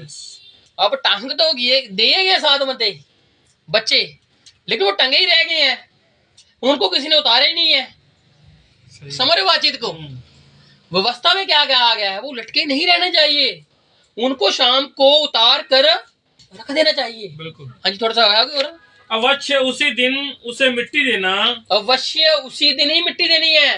लेकिन दाऊद का क्या कार्य था, बस लटका दिए, गिबोनियों ने लटका दिया, अब दाऊद चला गया महल में, अब वो वहीं पर लटके हुए हैं। अब उनको कोई मिट्टी नहीं दी गई, कोई इज्जत नहीं दी गई, उनको मरने के बाद इंसान को क्या किया जाता है, दफनाया जाता है ना, जसाड़ा जाता है, और इजराइल में ये दफनाया जाता है। और जब उनको दफना दिया गया, दफनाने से पहले उनको इज्जत दी नहीं गई, सिर्फ वो लटकाए हुए हैं। क्यों? क्योंकि राजा विधियों को भूल चुका है, क्योंकि ये संदूक के वक्त भी भूल चुका था कि किसने हाथ लगाना है, किसने हाथ नहीं लगाना है, और अब ये यहाँ पर ही भूल चुका हुआ है। अगर किसी को मार दिया गया है तो उसके लिए क्या करना है, गिबोनियों ने अपना काम कर दिया, अब आगे राजा का काम था कि उनके लिए क्या करना है। मर तो गए हैं, जो प्राण दंड था मिल चुका है, लेकिन आगे राजा का स्टेप था। रिस्पा क्या करेगी अकेली, रिस्पा रो सकती है, एक माँ अपने बच्चों के लिए रो सकती है, लेकिन एक्शन तो घर के आदमी को ही लेना पड़ता है, बाहर काम इंसान बंदे को ही करना पड़ता है। और तो घर में काम काज कर सकती है, लेकिन जो असली स्टेप है आदमी को लेना पड़ता है। अब वहां पर जो पर्सन है, मेन पर्सन है, वो कौन है, दाऊद है, राजा है। और घर का राजा कौन है, इंसान, आदमी है, पति है। और जो उसकी बेगम है, जो उसकी औरत है, वो उसके अधीन है, जैसा कि वचन बताता है। और गड़बड़ कहां से आती है, जब औरत अपनी अधीन की करती है अपने पति के ऊपर। आज ज्यादा घर इसीलिए ही बर्बाद है क्योंकि औरत अपना अधिकार बताना चाहती है, जिसकी वजह से घर में खिलवाड़ हो चुका है, घरों में शांति नहीं है, घरों में बरकत नहीं है, घरों में आशीषें नहीं है। वजह औरत की अधिकारता। लेकिन वचन क्या कहता है, औरत का परमेश्वर उसका पति है और पति का परमेश्वर उसका यहोवा परमेश्वर है। हालेलुया। और जब हम औरत बंदे को पीछे करके औरत आगे करते हैं तो क्या होता है, पूरा स्ट्रक्चर ही बिगड़ जाता है, जिसकी वजह से सब चीजें ही खराब होती हैं। तो इसकी वजह से क्या हुआ, एक औरत आ चुकी है, अधिकार लेने को आ चुकी है कि अकाल पड़ गया है, अकाल खत्म होना चाहिए, लेकिन अकेली क्या करे। अब आप याद रखना, जब उनको लटकाया गया था तो उनका पूरा शरीर था, अब जब उनको उतारा जाएगा तो हड्डियां होगी सिर्फ। अब उसके दरमियान का समय बहुत है। मैं आज सर्च कर रहा था नेट पे कि इंसान को हड्डियां बनने में कितना समय लगता है, तो पूरा 1 साल लग जाता है इंसान की बॉडी को खत्म होने में, क्योंकि इंसान की बॉडी इंसान को ही खाती है बाद में। जब वो मर जाता है ना तो पहले हार्ट रुकता है, दिमाग रुकता है, उसकी नब्जें रुक जाती हैं, शरीर नीला पड़ना शुरू हो जाता है, ठंडा पड़ना शुरू हो जाता है, और धीरे धीरे वो अपने आप को ही खाना शुरू कर देते हैं। और आखिर में सिर्फ हड्डियां ही बचती हैं। और हड्डियां जब बचती हैं तो आपको आखिर में पता लगेगा कि वो कितने महीने बैठी होगी। कुछ महीने ले लो या 1 साल ले लो, वो आपको लगता है आप जैसे ले सकते हो, क्योंकि वो तब तक बैठी है। वचन क्या कहता है? वो कटनी के आरंभ से बैठी और तब तक बैठी रही जब तक वर्षा ना हुई। नहीं हुई। वर्षा का मतलब जब तक प्रभु का वचन, हालेलुया, प्रभु का वचन नहीं उतरा, तब तक वो बैठी रही। आज दुल्हन भी बैठी हुई है जब तक प्रभु की वो अंतिम वर्षा नहीं हो जाती है। अंतिम वर्षा क्या है? प्रभु का आगमन। बिल्कुल पहला ही आगमन है, वो दूसरा नहीं है, पहला ही आगमन है। क्योंकि वचन क्या कहता है? पहले पुनरुत्थान के हमने भागी बनना है। बिल्कुल बिल्कुल हालेलुया। दूसरे में तो वो न्यायी बन के आ रहा है, बिल्कुल बिल्कुल दूसरे में तो वो वेदा हुआ बन के आ रहा है। बिल्कुल। और इजरायली पूछेंगे तेरे घाव किसने लगा दिए? तब वो दूसरे आगमन पे आ रहा है। लेकिन पहले आगमन में रैप्चर है, मुर्दों का जी उठना है, जीवतों का बदल जाना है। ये पहले आगमन में है, पहले पुनरुत्थान में है। Yes yes. तो यहाँ पर क्या हुआ? 7 बंदे लटका दिए गए और 7 को दफनाया नहीं गया। और व्यवस्था क्या कह रही है हमें? कि जो लटक गया है उसको शाम तक मिट्टी दे दो, क्योंकि वो श्रापित बन चुका है। लकड़ी पर लटकाने को क्या कहते हैं? श्रापित है वो। यीशु मसीह भी हमारे श्रापित बना, लेकिन उसको शाम तक मिट्टी दे दी गई थी, उसको कब्र में रख दिया गया था, क्योंकि वो विधियों के अनुसार चल रहे थे। बिल्कुल। और उसको कब्र दी गई, नई कब्र दी गई जिसमें कभी को मुर्दा नहीं पड़ा। और यूसुफ, अरमतिया के यूसुफ ने उसको कब्र दी, उसके लिए कपड़े या उसके लिए क्या क्या है, उसको सब कुछ लोगों ने ही दिया। तो यहाँ पर क्या हुआ कि अकाल पड़ चुका है, 3 साल का अकाल है। और 3 साल तो पूरे अमूमन बताए गए हैं, लेकिन जो आगे का समय है, जो रिस्पा का वहां पर बैठना है, रोना है अपने बच्चों के पास, वो भी समा ही बीच में काउंट हो रहा है। क्योंकि राजे को 3 साल बाद पता लगा कि अब कुछ करना है, अब उसके बाद का जो हो रहा है वो समा ही चल रहा है, लेकिन अकाल वही का वही खड़ा हुआ है। 7 बच्चे मर चुके हैं, लेकिन 7 बच्चों की कोई इज्जत अगुवाई नहीं की गई, सिर्फ मरे पड़े हुए हैं, लेकिन उनको इज्जत नहीं दी जा रही। क्यों? क्योंकि रिस्पा उनके लिए रो रही है कि इनको कुछ किया जाए। मर तो चुके हैं, अब ये कब तक लटके रहेंगे? क्योंकि इजरायली अच्छी तरह से जानते थे लकड़ी पर लटका हुआ श्रापित है, और वो इस चीज को जानते थे, लेकिन उस वक्त वो विधियों को भूल चुके थे। नहीं तो दाऊद उठता तो कैसा करता, लेकिन दाऊद को काफी महीनों के बाद जाकर पता लगा कि रिस्बा बैठी हुई है। आज आगे बढ़ते हैं। जब अय्या की बेटी शाऊल की रखेल रिस्पा के इस काम का समाचार दाऊद को मिला, अब दाऊद के पास ये समाचार मिल चुका है। दाऊद के पास पहले भी तो समाचार गया होगा, दाऊद के पास पहले भी तो समाचार गया होगा। जैसे अकाल 1 साल हुआ, 2 साल हुआ, 3 साल उसने एक्शन लिया। अब इसके हाई महीने उसके बाद खबर जाती होगी कि वो बैठी हुई है, वो बैठी रहने दे, वो अपने बच्चों का शोक कर रही है, बच्चों का शोक करने दे उसको। लेकिन जो बीच का प्रकाश है, जो बीच का रेवलेशन है, वो वचन परमेश्वर देना चाहता है आपको आज। हालेलुया। तो इस पर दाऊद फिर उठना पड़ा जब काफी महीने बीत गए, और उसने व्यवस्था पड़ी कि ऐसा तो होने नहीं चाहिए, एक लकड़ी पर लटका बंदे ऐसे तो इतनी देर रहने नहीं चाहिए। शराब जो है हट नहीं रहा। अब दाऊद को कुछ महीने बाद जाकर समझ आती है, कुछ महीने ले लो या 1 साल पूरा ही ले लो, कि उसको समझ आती है कि ऐसा तो नहीं होना चाहिए। गिबोनियों ने कहा वैसा हो गया, 7 बंदे दिए, 7 बंदे हो गए, अब वो लटके हुए हैं, तो अब तो यहोवा को हमारे लिए अकाल को दूर करना चाहिए ना। अब वो क्यों नहीं कर रहे? हाँ जी। तब दाऊद ने जाकर शाऊल और उसके पुत्र यूनातन की हड्डियों को, क्या किया इसने? क्या किया? हड्डियां लाइन चला गया। हाँ जी। हड्डियां लाइन चला गया। किसकी? शाऊल और योनातान की। जबकि मरे कितने हुए हैं?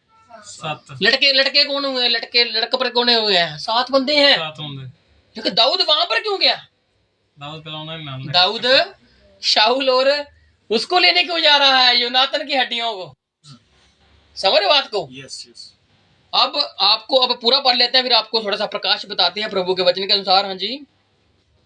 तो क्या हुआ? ने जाकर शाऊल और उसके पुत्र यूनातन की हड्डियों को 3 साल का आपने काल याद रखा, और रिस्पा के समय को भी आपने काउंट किया कि वो कितने महीने वहां पर इंतजार करती रही कि वर्षा हो, वर्षा हो, वर्षा हो, प्रार्थना मेरी सुन जाए, प्रार्थना मेरी प्रभु सुन ले, प्रभु सुन ले, प्रभु सुन ले।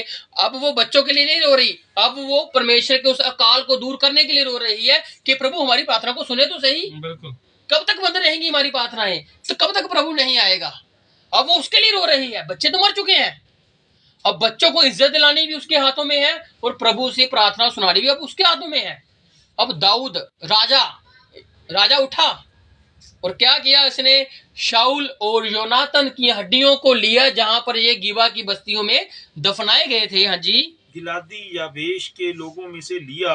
ये जो यबेस के लोग हैं ये फिलिस्ती लोग थे और फिलिस्ती लोगों ने उनको चुरा लिया था, शाऊल को और योनातन को, और इसने गिबा की बस्ती में इनको दफना दिया था। हाँ जी, जिन्होंने उन्हें बेतशान के उस चौक से चुरा लिया था। हाँ, इन्होंने चुरा लिया था। यहाँ फिलिस्तियों ने उन्हें उस दिन टांगा था। हाँ जी, जब उन्होंने शाऊल को गिलबो पहाड़ पर मार डाला था। इन्होंने उतार कर उनको टांग कर दिया, लेकिन 7 लटके हुए हैं, 2 तो कर दिए, 7 तो लटके हुए हैं। हाँ जी, वह कहां से शाऊल और उसके पुत्र योनातन की हड्डियों को ले आया। फिर ये हड्डियों को ले आया और फांसी पाए हुओं की हड्डियां भी इकट्ठी की गई। फिर इसने क्या किया, फांसी पाई हुई हड्डियों को भी, जिनको फांसी लटका दिया गया था, अब हड्डियां बन गई हैं। वो शायद कुछ मांस रह गया हो या कुछ चीज रह गई हो, लेकिन बाइबल बता रही है हड्डियों को इकट्ठा किया।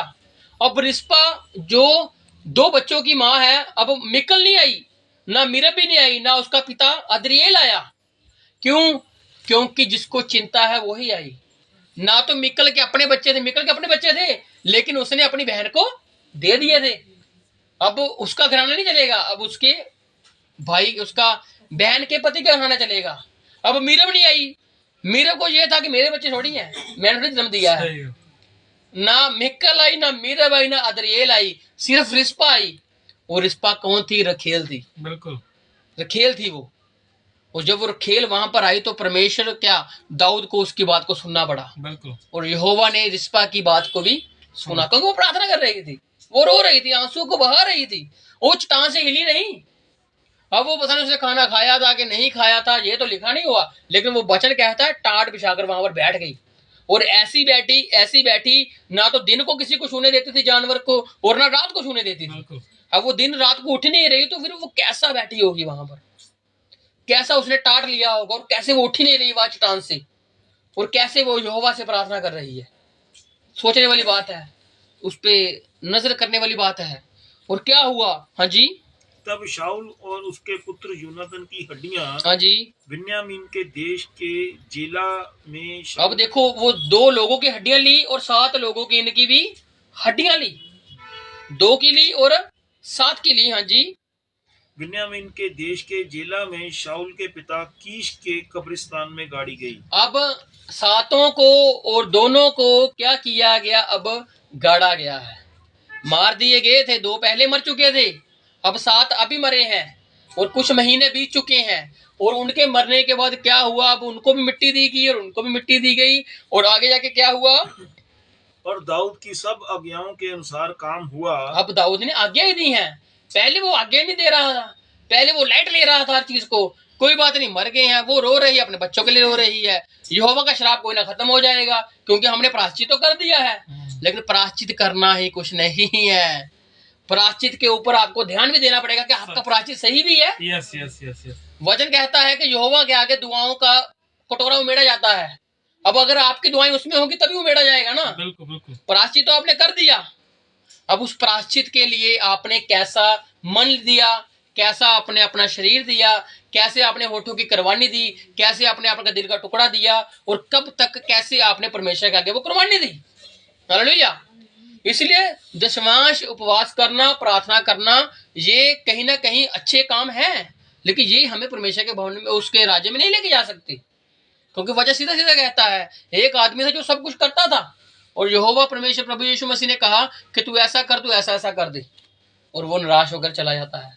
क्यों? क्योंकि वो सब कुछ तो कर रहा था, लेकिन एक काम नहीं किया उसने, जो यहोवा यीशु मसीह ने कहा। हालेलुया। और वचन कहता है उसके लिए फिर आगे कि ऐसे लोगों के लिए उसमें प्रवेश करना मुश्किल है। क्यों? क्योंकि वो सब कुछ तो करते हैं, दान, दशमांश, उपवास, सब कुछ वैसे ही जैसे बाप दादा ने सिखाया हुआ है।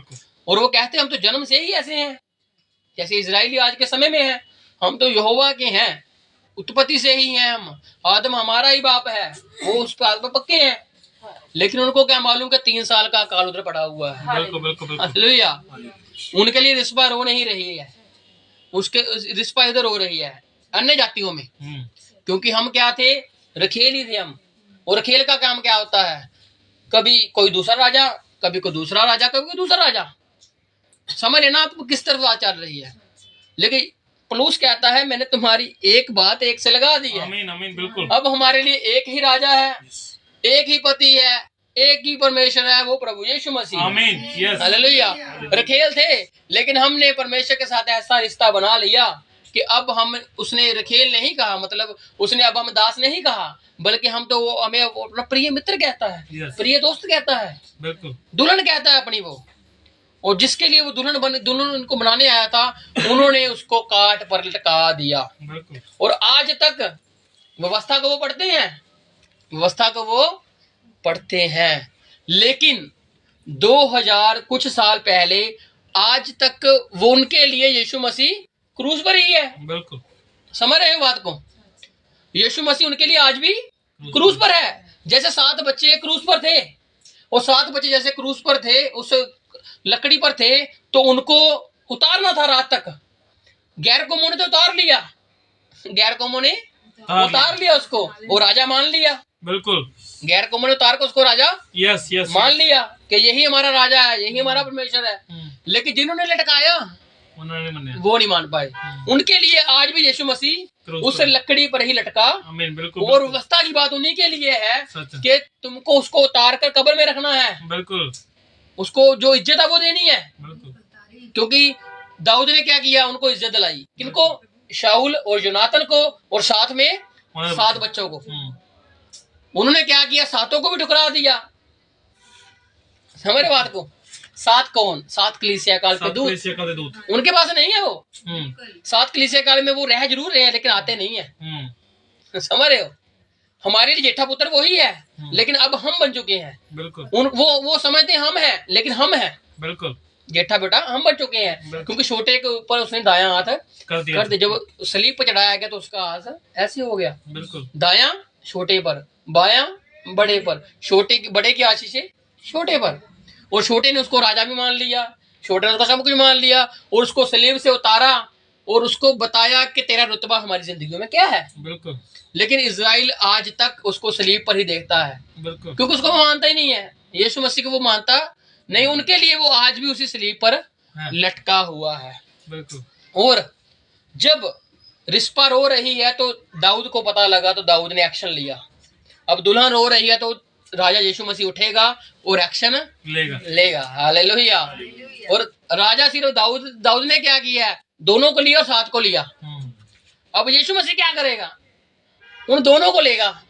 2 मतलब एलिया और मूसा को लेगा। अब उनकी जो इज्जत बनती है वो उनको दिलाएगा वहां से वापस। अभी उनकी इज्जत कहाँ पर है, हमारे बीच में है। एलिया को हम जानते हैं क्या है, मूसा को हम जानते हैं हम क्या चीज है, वो क्या क्या किया उन्होंने परमेश्वर के लिए, और उनके माध्यम से हमने यीशु मसीह को जाना। एलिया मूसा के माध्यम से हमने यीशु मसीह को जाना। अब वही 2 एलिया और मूसा को यीशु मसीह उठेगा और उसको उठाकर इस्राएल में लेकर जाएगा, और जो उनकी इज्जत बनती है उनको वो दिलाएगा। और वो वही एलिया मूसा वो 7 नबियों के बारे में बताएंगे। वो तो चले गए, वो तो आए थे, तुमने पढ़ा ही नहीं। राजा उठेगा ना, राजा उठाकर बताएगा। और वही एलिया मूसा जिसके द्वारा हमने पता किया कि यीशु मसीह कौन है, अब उसी एलिया मूसा के द्वारा वो जानेंगे कि यीशु मसीह कौन है। हालेलुया। और 3.5 साल के बाद उनकी नामधराई दूर की जाएगी। अभी वहां पर क्या है, अकाल है। अभी अकाल है, दरवाजे बंद है उनके लिए वचन के।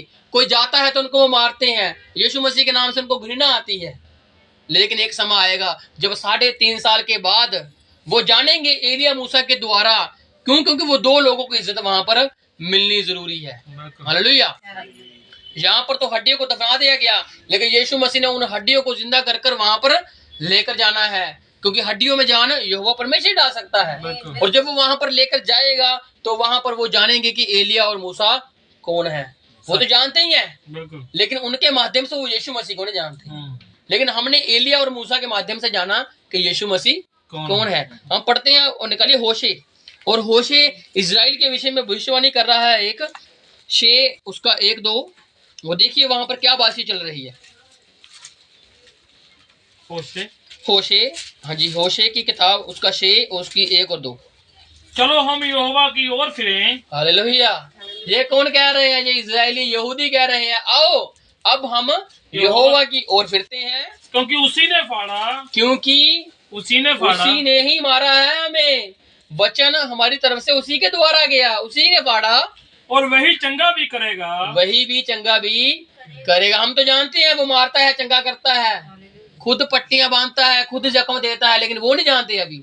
उनके लिए क्या है, यहोवा जो है वो व्यवस्था के अनुसार चलता है, लेकिन यहोवा किसी को नुकसान देकर उसका भला भी करना जानता है। वो यीशु मसीह की दया को भूल चुके हैं, लेकिन जब यीशु मसीह आएगा तो क्या हुआ कि वो उनको पता लगेगा कि जिसने फाड़ा है वही बांधेगा हमें गाय को, उसी ने मारा, उसी ने मारा, वही हमारे घाव पर पट्टी भी बांधेगा, वही पट्टी भी बांधेगा। 2 दिन के बाद वह हमको जिलाएगा। 2 दिन के बाद, ये भविष्यवाणी हो रही है होशे के द्वारा। हालेलुया। 2 दिन के बाद।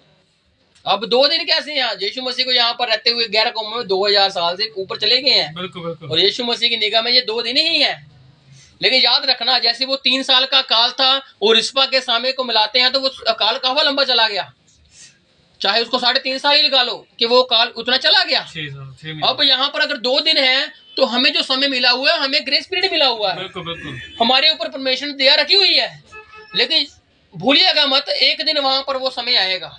और इसके विषय में संत पुरुष कहता है कि गैर कौमों तुम कहीं घमंड मत कर लेना कि यीशु मसीह तुम्हारे पास ही रहेगा। बिल्कुल। एक समय आएगा वो वहां पर भी जाएगा। बिल्कुल सच है। वो मूसा वाला पर्दा मूसा ही उठाकर उनके ऊपर दूर करेगा, बिल्कुल। क्योंकि मूसा का पर्दा अभी भी उनकी आंखों पर है। अभी भी वो यीशु मसीह की रोशनी को सह नहीं सकते, बिल्कुल। क्योंकि यीशु मसीह अंदर आना चाहता है और वो उसको अंदर लेना चाहते ही नहीं है, क्योंकि उनके लिए अभी भी वो लकड़ी पर ही लटका, अभी भी शराब उनके लिए बरकरार है वचन वाला। बिल्कुल। क्योंकि यीशु मसीह ने क्या किया, वचन दिया, बताया कि वचन असली चीज क्या है, बिल्कुल। और उसने उनकी बातों पर विश्वास नहीं किया, और उनके अनुसार आज भी यीशु मसीह सलीब पर ही लटका हुआ है। बिल्कुल। एक दिन आएगा वो खुद ही उसको उतारेंगे, खुद ही उसको पूछेंगे कि ये जख्म तुझको किसने दिए थे। फिर परमेश्वर वचन कहता है कि एलिया और मूसा 3.5 साल की सेवकाई के बाद जब उनको घात कर दिया जाएगा, मार दिया जाएगा, तब यहोवा उनके लिए उतरेगा। हालेलुया। जैसे दाऊद उतरा रिस्पा के लिए और उसने उन 2 लोगों को इज्जत दिलाई जो पहले के मरे हुए थे, जो शाऊल और जोनाथन पहले के मरे हुए थे। लेकिन दाऊद का क्या काम था? 7 को वो मिट्टी देना, लेकिन उसने 2 को भी लेके आया। जैसे आज 7 कलीसिया काल के दूत हैं, क्योंकि 2 साल पूरे हो गए हैं, अब जो आगे समय चल रहा है वो ग्रेस चल रही है, दया चल रही है। अब इजराइलियों के लिए वो समय पूरा होने वाला है और हमारे लिए समय खत्म होने वाला है। बिल्कुल। हाँ जी, 2 दिन होने के पूरे के बाद और तीसरे दिन वह हमको उठाकर खड़ा करेगा। क्या करेगा वो? तीसरे दिन हमको खड़ा करेगा। हालेलुया। ये भविष्यवाणी है उनके लिए, और हम जानते हैं कि यीशु मसीह 2000 साल तक ही काम करेगा, उसके बाद जो कर रहा है वो तो हमारे लिए दया है। बिल्कुल। अब उसकी दया में जी रहे हैं हम, और जितना दया में जी रहे हैं प्रभु उतना हमको वचन ज्यादा दे रहा है। हालेलुया। क्योंकि ये बहुत जल्दी परतने वाला है। आज हम कहते हैं लोग घमंडी क्यों हो चुके हैं, लोगों हम वचन को सुनते क्यों नहीं है?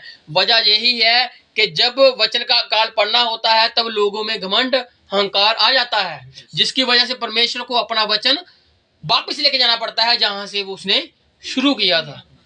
और उसने इजराइल को भूला नहीं है, उसने फिर वहां पर क्या करना है, 2 लोगों को भी इज्जत दिलानी है, एलिया और मूसा को, और साथ में 7 नबियों को भी, जो वो नहीं जानते लेकिन उनको भी वहां पर इज्जत मिलेगी। हालेलुया।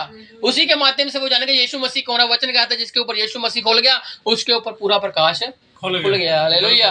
उसके लिए फिर वो कोई बात छिपी नहीं रहती है, वो हर चीज बात को जान जाता है। हालेलुया।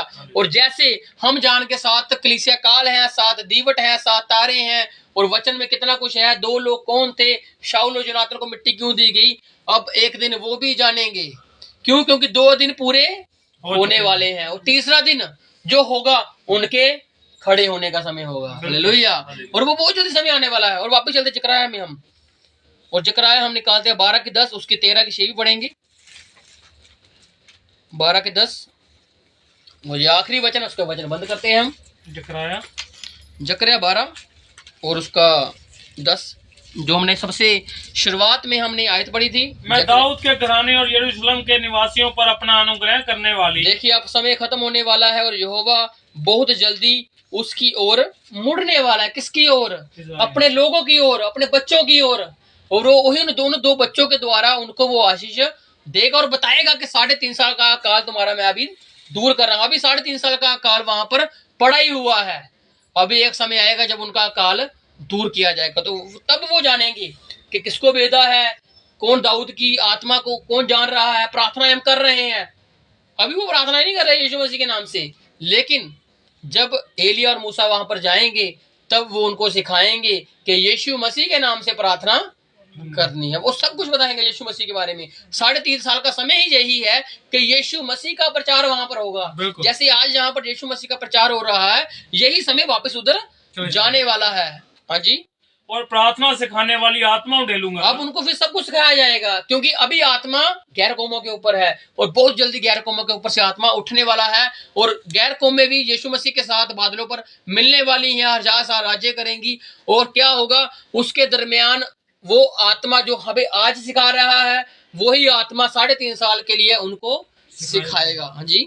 तब वह मुझे ताकेंगे, तब वह क्या करेंगे? मुझे देखेंगे। हाँ जी।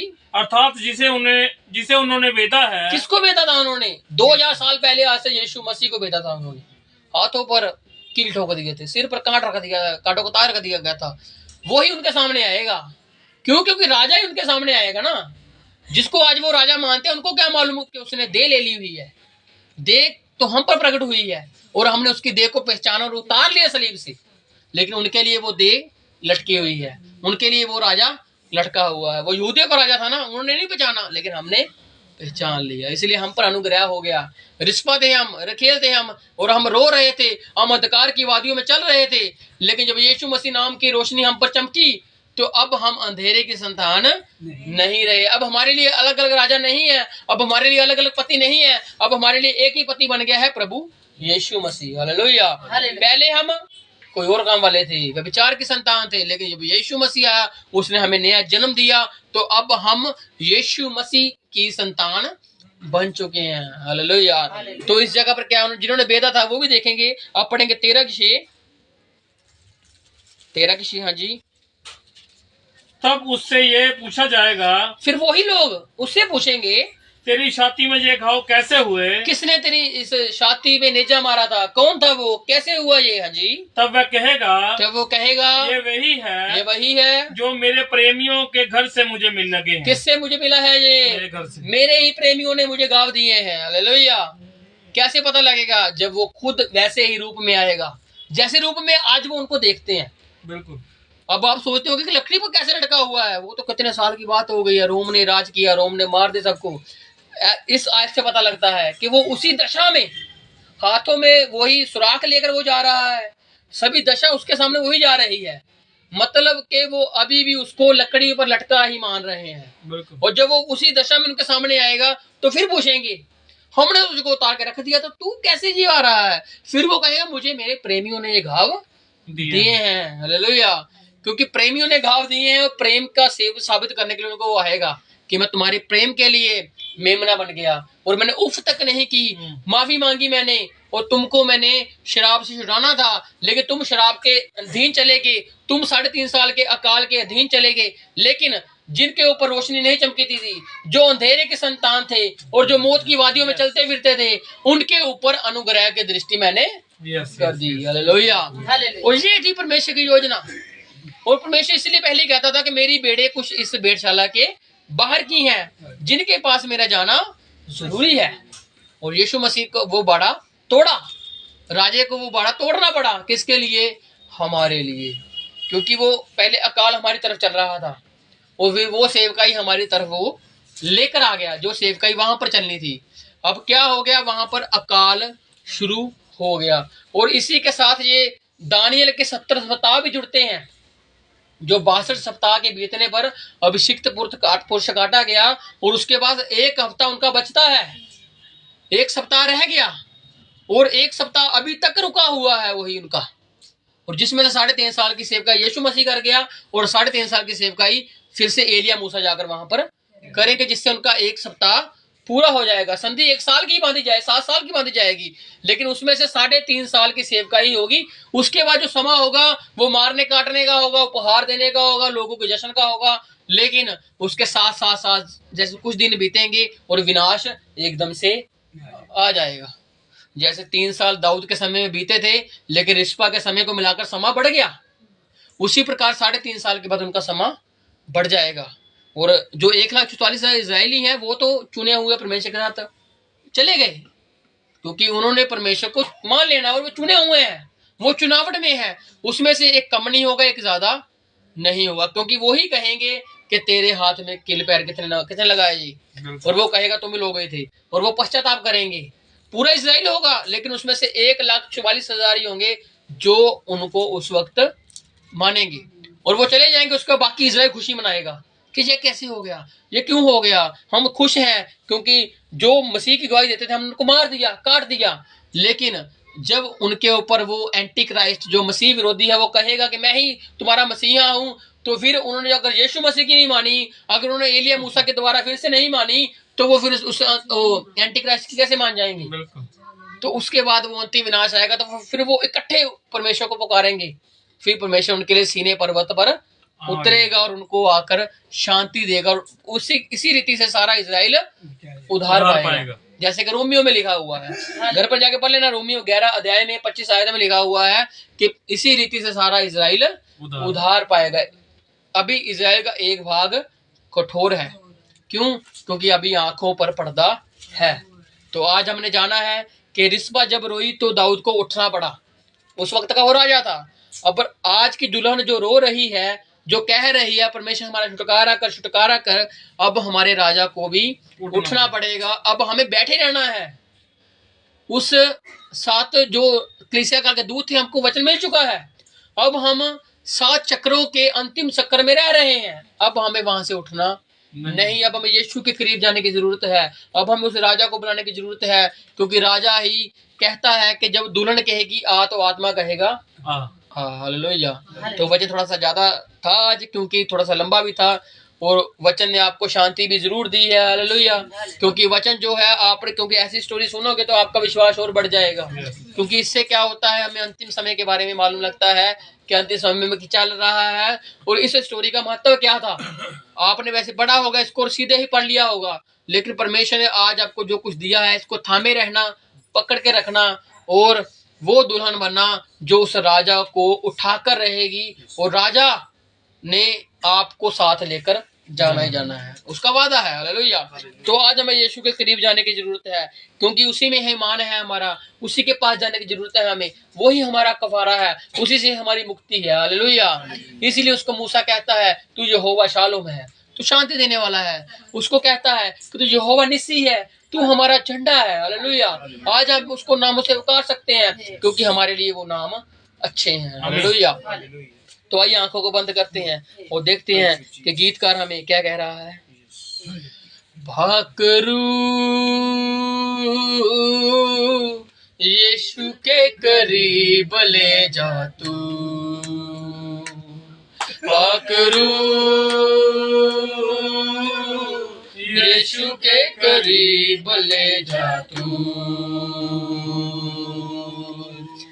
ईमान में बड़ा जीना सिखा,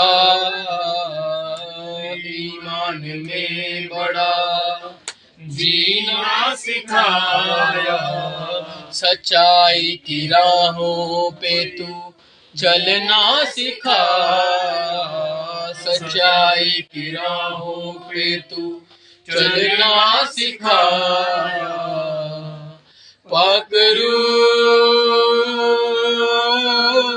यीशु के करीब ले जा तू, पकड़ू। हालेलुया। हमें यीशु मसीह के करीब जाने की जरूरत है, यीशु के करीब ले जा तू, यीशु ही सहारा मेरा, यीशु ही कफारा मेरा, यीशु ही सहारा मेरा, यीशु ही कफारा मेरा, यीशु ही सहारा मेरा, यीशु ही कफारा मेरा, यीशु ही सहारा मेरा, यीशु ही कफारा मेरा, सबको बचाने वाला से मिलाने वाला, सबको बचाने वाला, बाप से मिलाने वाला, बाप से मिलाने वाला। पकड़ू यीशु के करीब ले जा तू, पकड़ू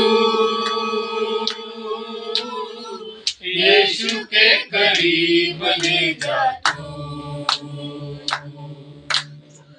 यीशु से मिलूंगा जब मैं, सब कुछ कहूंगा तब मैं। यीशु से मिलूंगा जब मैं, सब कुछ कहूंगा तब मैं। यीशु से मिलूंगा अब मैं, सब कुछ कहूंगा अब मैं। यीशु से मिलूंगा अब मैं, सब कुछ क्या करेगा, कहूंगा क्या करेगा अब वो? मैं। गले से Yes, yes, yes, yes, yes. लगाएगा वो, तारी। पहुँच देगा तेरे आंसू। गले से लगाएगा दुखी है जो, उनका वो गले से लगाने वाले हैं। तेरे आंसू गले से लगाएगा Yes, Lord. Thank you. वो, पहुँच देगा तेरे आंसू। गले से लगाएगा वो, पहुँच देगा तेरे आंसू, पहुँच देगा तेरे आंसू। पकड़ू यीशु के करीब ले जा तू, पकड़ू यीशु के करीब ले जा तू, यीशु के करीब ले जा तू, यीशु के करीब ले जा तू। आज हमें सिर्फ और सिर्फ उस यीशु मसीह के करीब जाने की जरूरत है, Yes, Lord. क्योंकि उस राजा ने हमारे लिए जान दे दी है। वो तीसरे दिन जी भी उठा था, जैसे वो जी उठा था आज हम भी उसके नाम से जी उठेंगे। अब हमें सिर्फ ना दाएं देखना है ना बाएं देखना है, अब हमें उस स्वर्ग के परमेश्वर प्रभु यीशु मसीह की ओर आंखें लगाए रहना है, Yes, Lord. क्योंकि उसी से हमारा छुटकारा है, वही हमारा कफारा है, उसी ने हमारे लिए जान दी है। Yes. अब हमारे लिए कोई कुर्बानी बाकी नहीं रही। अब हमें सिर्फ ईमान रखना है, सच्चाई से बढ़ना है और प्रेम के साथ प्रभु यीशु मसीह की ओर आंखें लगाए रहना है। Yes. तो आइए आंखों को बंद ही रखते हैं और स्वर्गीय प्रार्थना भाई लकी के साथ मिलकर करते हैं। आओ अखा बंद करिए, सिरान चुकाइए। हे हमारे पिता, हे हमारे पिता, तू जो स्वर्ग में है, तू जो स्वर्ग में है, तेरा नाम पवित्र माना जाए, तेरा नाम पवित्र माना तेरा जाए, राज्य आए, तेरा राज्य आए, तेरी इच्छा तेरी इच्छा जैसे स्वर्ग में पूरी होती है, जैसे स्वर्ग में पूरी होती है, वैसे पृथ्वी पर भी हो। जैसे पृथ्वी पर भी हो। हमारे दिन भर की रोटी हमारे दिन भर की रोटी आज हमें दे, आज हमें दे, और जिस प्रकार जिस प्रकार हमने अपने अपराधियों को क्षमा किया है, हमने अपने अपराधियों को क्षमा किया है, ऐसे ही ऐसे ही तू भी हमारे अपराधों को क्षमा कर, तू भी हमारे अपराधों को क्षमा कर, और हमें परीक्षा में ना ला, और हमें परीक्षा में न ला, परंतु बुराई से बचा, परंतु बुराई से बचा। क्योंकि राज्य क्योंकि राज्य और पराक्रम पराक्रम और महिमा और महिमा सदा तेरे ही। सदा तेरे ही। आमीन। आमीन। अब से लेके परमेश्वर का प्रेम, उसकी संगति, उसका फजल बरात हमारे साथ यूं ही बना रही। आमीन।